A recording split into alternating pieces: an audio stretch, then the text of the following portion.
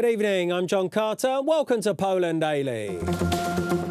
Today, the government adopted a draft for the legislation raising the penalties for the penal code for child sexual abuse. Crimes of paedophilia will be punished far more severely. The maximum sentence for child rape will be raised to 30 years imprisonment, and paedophile-related crimes will not have any statute of limitations. The proposed changes will increase the penalties for child sexual abuse. There will be criminal procedures strengthened for handling those crimes to ensure justice for the victims and society. The criminal code will have a change in the maximum penalty for the child sexual abuse from 20 years to 30 years. We will make it obligatory for sentenced offenders not to be able to work with children.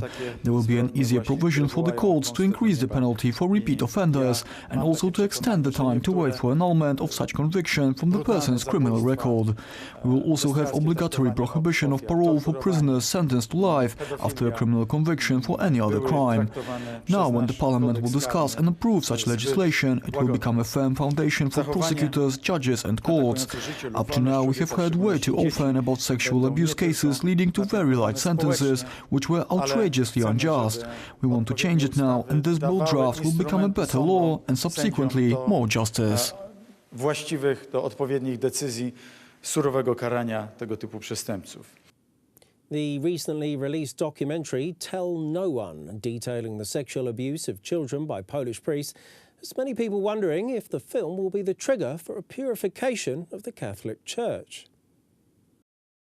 The documentary Tell No One, describing pedophilia in the Polish Catholic Church, gathered over 12 million views in merely 3 days. The fight against pedophilia in the church cannot end on 1 or 2 priests getting expelled from priesthood. The bishops should also take responsibility for either pretending not to know or hiding the criminals in cassocks. That's when I can say that the church has taken the matter seriously. According to Tomasz Nowinski from the Christianitas Quarterly, the documentary of the Sekielski brothers is a chance for the bishops to swiftly react to what they saw and revise all the sexual abuse cases which took place in the Polish Church in the past few decades. It's the only way right now to take away all the arguments of the Church's critics, who are all attacking the institution with full force, but then again, it's hard to blame them. I'd expect the Church's hierarchy to dynamically approach the matter and show that even if the Church had its time of weakness, it still has its spiritual strength and is capable of seriously tackling the issue. Apologies will no longer do. Taking action is the only thing that will. The question is, will the shock and debate caused by the film Tell No One lead to the purification of the Polish Church from pedophilia? It's a pity it only came out now. A pity because the consequences of the tragedy of priest pedophilia are dramatic and they will be worse. We have more important questions to raise, meaning what will happen to the Catholic Church in Poland in the coming years. Will we share the fate of Ireland, Belgium, Netherlands, Australia, or will we salvage what we can? Some of the priests shown in the Sekielski brothers production were once registered as the secret collaborators of the Communist Security Service. The authors of the film admitted to knowing this, but said they didn't touch the subject since the film was strictly about pedophilia. The Parliamentary Investigative Commission on VAT extortion and excise duty heard sworn evidence from the former Prime Minister of Poland, Ewa Kopacz.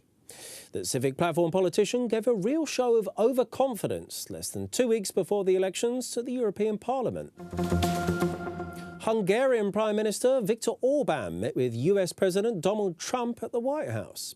This was Orban's first visit to Washington for 20 years. The media called this visit the end of an ice age between the United States and Hungary. Well, people have a lot of respect for this Prime Minister. He's a respected man, and I know he's a tough man, but he's a respected man, and he's done the right thing, according to many people, on immigration. Both politicians were showing a great amount of courtesy towards one another. Probably, like me, a little bit controversial, but that's okay. That's okay.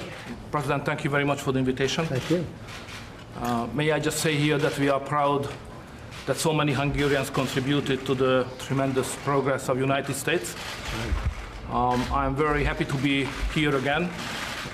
May I say to be young again. I was 20 years ago. Both politicians share common views on illegal migration. Orban was one of the European politicians who firmly stood up against the mass influx of migrants from Asia and Africa to the European Union in the summer of 2015. We are proud to stand together with the United States on fighting against illegal migration, on terrorism, and to protect and help the Christian communities all around the world.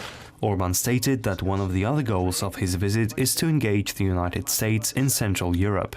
The Hungarian Prime Minister wanted to debate the energy policy and the purchases of military equipment. Keep your country safe. We'll be discussing NATO. As you know, Hungary is a proud member of NATO, and we've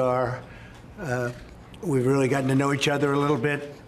We'll be discussing trade, very much so. Viktor Orban is yet another Central Eastern European leader to visit the White House. Previously, Donald Trump welcomed the Prime Minister of the Czech Republic and the President of Slovakia. Polish President Andrzej Duda is set to visit Washington in June. Thank you very much for joining me here this evening at Poland Daily. I'm John Carter. Stay tuned after the break for Poland Daily Weather. It's followed by the business, culture, history and finally the travel.